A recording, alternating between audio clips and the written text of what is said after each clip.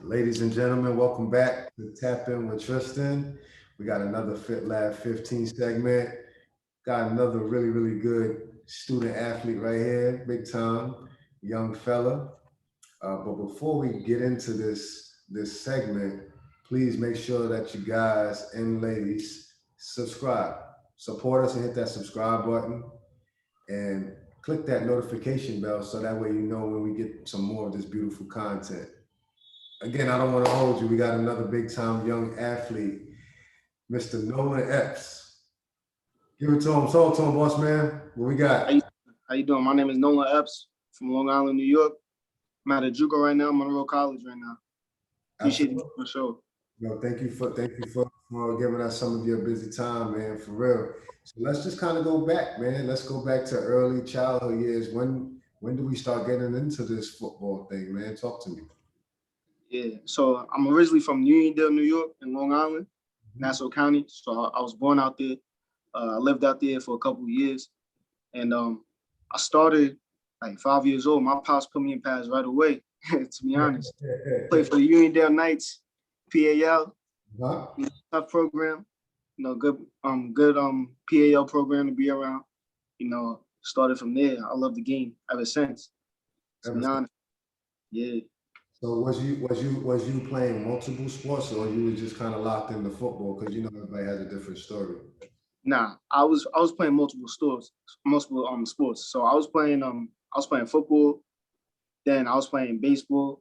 It was mostly football and baseball. Then as years gone on, it was football and basketball. And then middle school, football, wrestling, high school, football, wrestling, track.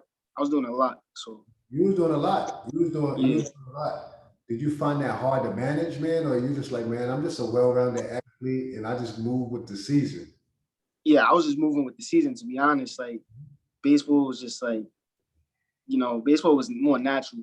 Basketball, it took me time, but I'm not really a basketball player, to be honest. You know, I'm only 5'9".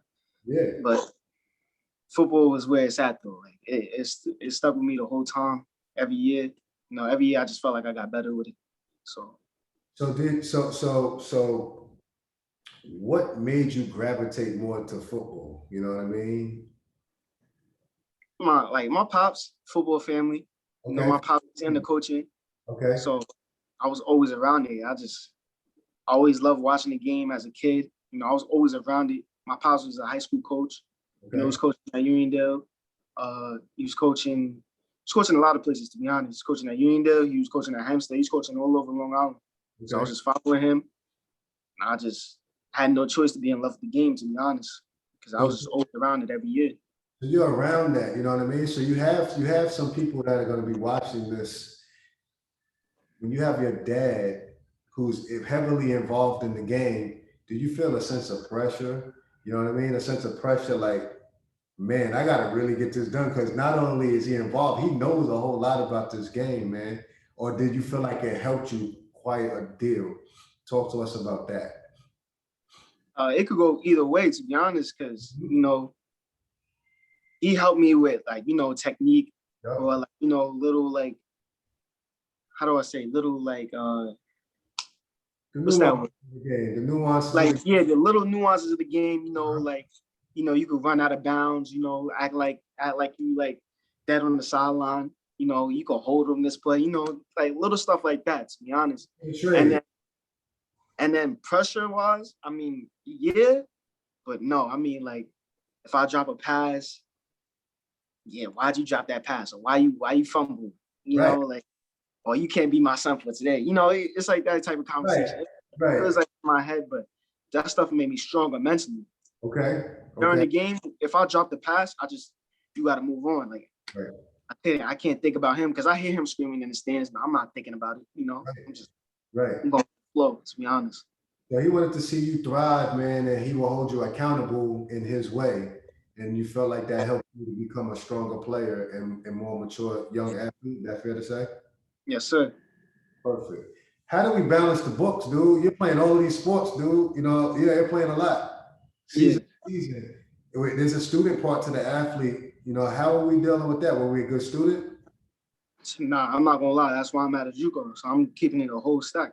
I'm middle school, high school. I mean, I was just like, I just wanted to play football. I Right. was, yeah, I wanted to play football. I didn't care about school. I'm not gonna lie. I'm looking at. I was that type of kid. I was looking at the board. I'm just like, why am I here? Like, Right. I'm right. Like, I was the type of kid. I was writing those down, but I was just like, am I really gonna study this? Because I'm like, I'm so tired from school. I'm like, nah. But I knew I had practice after, you know. And then my pops, he just getting mad, like, because he always told me, like, everybody would always tell me, you know, you can be good at football all you want, school ain't there, then you just another nobody. And you know, I was just like, dang, I ain't really like realize it till like my senior year. Okay. Went too late. What school are you at now? You know, you said you was in Uniondale, you bounced around. What high school did you lock into for those that are watching? Oh, I was at Bayshore High School in Suffolk County. So I was in Uniondale from my childhood to like my 7th grade year, and then I moved to Bayshore around that time. And it's a good school district, you know. Very diverse school district. Mm-hmm. See a lot of stuff, you know, you learn a lot of stuff. But Right. to be honest, I wasn't locked in mentally in school. Like I was going with the flow. Yep. I wasn't studying for tests, Right. and it backfired on me at the end of the day, you know. Right. So so I appreciate you being transparent, boss man, because this is going to help some people that are watching this, especially the up and coming kids that we want to pay it forward to. You know what I'm saying? And you're still in a position where you can, you know what I'm saying, correct some of those things where you have people I talk to, they got a lot of what ifs. So because of that, the student is part of the athlete until you become a professional athlete. You know what I Yeah. mean? So they're married together. So now that you're navigating through that, how did the high school career go? How is the recruitment looking like? You know what I mean? And what went on with that, especially with the grades? So let's say my 9th grade year, I didn't play at all. It was like grades, like it was grades, and I didn't really find my position. I didn't really have a sole position going into high school. Like I wanted to play quarterback, but I was too small. Right. Too small. Grades, I wasn't in the school. Never in the school. 9th, 10th grade, 11th, 12th. I was just coasting through. You know, I put in my mom was disappointed in me in the books wise. My pops, he wasn't having it, you know. But what was always there was football. So that always motivated me to at least stay like somewhat eligible to at least play. Like I was the type of kid who was on the fence of like each time, like, you know, he could play, but he has to do this progress report every week to play in each game. Right. So I was on the fence every year. And my 9th grade year, I didn't play at all. I wasn't 6'1", 180 my freshman year. I didn't move up my freshman year. Like I was on the bench playing JV. So my freshman year, I just put my mind to it. I was like, dang, like I didn't play, you know, let me just work on my skills. And I started working on my technique by myself and with my friends, started going to workouts, started getting better each day. And then, you know, my varsity team, they had a 7-on-7. And then like I was practicing with them 7-on-7. Right. And I just started killing in the 7-on-7 tournaments. And they was thinking about moving me up at one time, but I didn't play JV my 9th year. So they was like, we're gonna put you down to JV your 10th grade year again. So I played JV my 10th grade year. I just went stupid. I had like 800 yards and some change, probably 8 to 9 touchdowns around there. Like I was going stupid. And I was the type of kid, like I was complaining about having the ball. Like I was just still learning the game at that time. You know, everything was still coming to me. Right. So you're still trying to mature. You're maturing all the way around. Yeah, I'm still maturing. Like I was little. I was still little. Like I'm still little to this day. Like so let me ask you that because of your size, did you feel like you had an extra edge about you? Because when they look at size, especially in football, you get typecasted, and you know what I mean. If you're not fitting a certain physique, he's not strong enough. He's not this that. Have you had to deal with that pretty much throughout your whole life? Yeah, always, definitely. What I can say is that, to be honest, I was always a football player. Like all that measurables, like all that, or I benched 225 for 30 reps, it didn't mean nothing to me. Or I ran a 4.240, did not mean nothing to me. I'm still a football player at the end of the day. Still got to catch the ball, Can still you got get to it block. done? Can you get it Still, done? yeah, And you, yeah. can you get it done out there? I don't need to be a workout warrior. Oh yeah, you still gotta run routes. One thing I can say about me though, I probably wasn't the most fastest, probably wasn't the most strongest. Like I'm just a hard worker. Yup. Like I'm just outwork you every day. Yup. Like you may be more talented than me, but you're not gonna outwork me every day. Like And that's that's just that's a huge skill to have, mind frame wise, because it's hard to put into a person. So how did we finish off our high school career? Did we do well? Did our team do well? Did oh you yeah. So going into my 11th grade year, I started on varsity. I was a starter on varsity. I didn't have that much numbers. Uh, Me and the coach, we had our differences, but the coach left my 11th grade year. The okay? coach I had from my 10th grade year on my JV, they moved him to as the varsity coach, Uh-huh. my 12th grade year. So by that time, I was going crazy. Like my 12th grade year, I led Long Island in receptions and yards during the 8-game regular season. My Wow. team wasn't good enough to make playoffs, and that was the end, to be honest. And it took away from a lot of accolades I could have got. Wow. To be honest, because I went all division, I went all county, I went all state, but I didn't go all Long Island. And the Boomer game, like the Long Island versus City game, Yeah. yeah, I wanted to play in that. Like I saw everybody playing it, like it was a dream for me. I saw a lot of people that I know playing that game, Yeah. like I was a kid and they didn't pick me. And it's selection. Yeah, So because you it's always overlook this. So this overlooking is something that's been constant in your life. oh How yeah. how is that fueling you, and how is that keeping you to where you're not wanting to quit? To be honest, because I know I can bounce back. To be honest, you just got to put your mind to it at the end of the day. Right. To be honest, it's nothing really crazy to me. Like I've been through way worse, probably off the field, than just you know That's beautiful, boss. football wise. Somebody's going to be able to relate to that, man. So fast forward to now, we got, the pandemic. I know that changed a lot of stuff with your recruitment. Then you also have, you're in New York State, so you got the rules and regulations that came with the pandemic. And then you had your grades. So you have landed in a situation at a JUCO. Talk to us about what's going on now in your mind and what are we going to do? All right, JUCO. All right, JUCO. How do I say?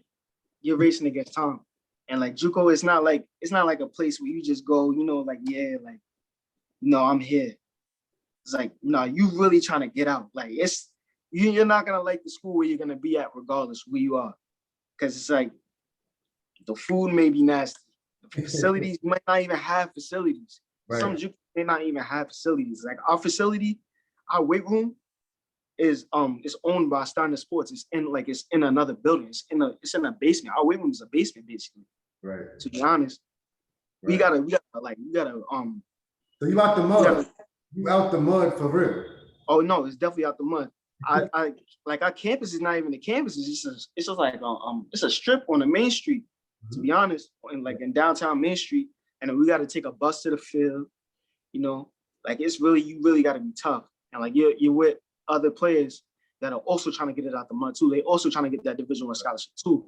So you're racing against time. It's not like a place where you just sit down and you just chill, or like I'm here, like I could get to develop, because how people go to a 4-year school. I could get to develop. I got time. It's not. It's like nah. You gotta work right away. You gotta be on your job daily. And Oh yeah, on and off the field. That's what I discovered because I'm trying to get out. So now it's like I'm not trying to stay here no more. That's what made me realize I was like, I need to get my grades right. Like I just got out of class. I just finished. So I'm doing homework in the computer lab. I trained earlier this morning, and I just got out of class and I finished. I'm doing my homework. So do you But feel to be like, honest, yeah, go ahead. I'm sorry. my fault. My fault. But to be honest, it has its positives and its negatives, to be honest. But like what I can say is that like it's great competition. You find the great coaches, you find the right coaches that surround you that believe in you, then you're in a good situation at a JUCO, to be honest. But you gotta grind. Like ain't no telling.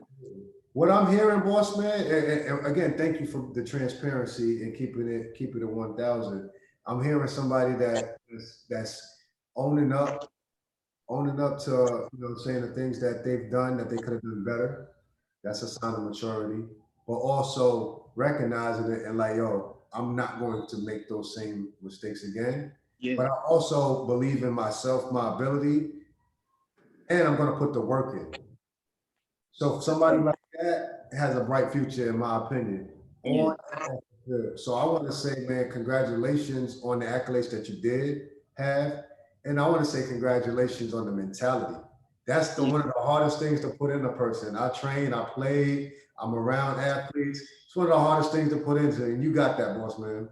So don't ever lose that, boss man. Keep that edge, keep that fire lit on and off the field, because football can create so many opportunities for you in life.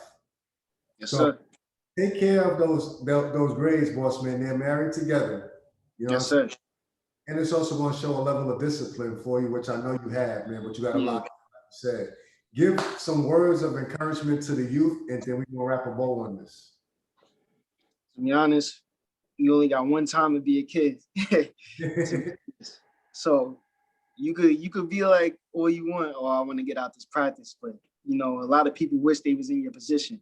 To be honest. So if you're playing a sport and you want to be good at that sport, do not take no days off. And go to class, do your work. Because you're gonna be struggling to find a school by your senior year. To be honest. 1,000. That's about as real as it can get, man. And again, man, I appreciate your time. I know you're in between a whole lot of things, and you're trying to be a young man inside of this world as well. So hats off to you, man. Much success to you, man. And congratulations on all that you have done so far, man. We celebrate you. And I look forward to seeing the next chapter. Appreciate that. Appreciate you having me on it. Appreciate that. Thank you so much, man. Until next time, much love. All right. Keys, I'll catch you.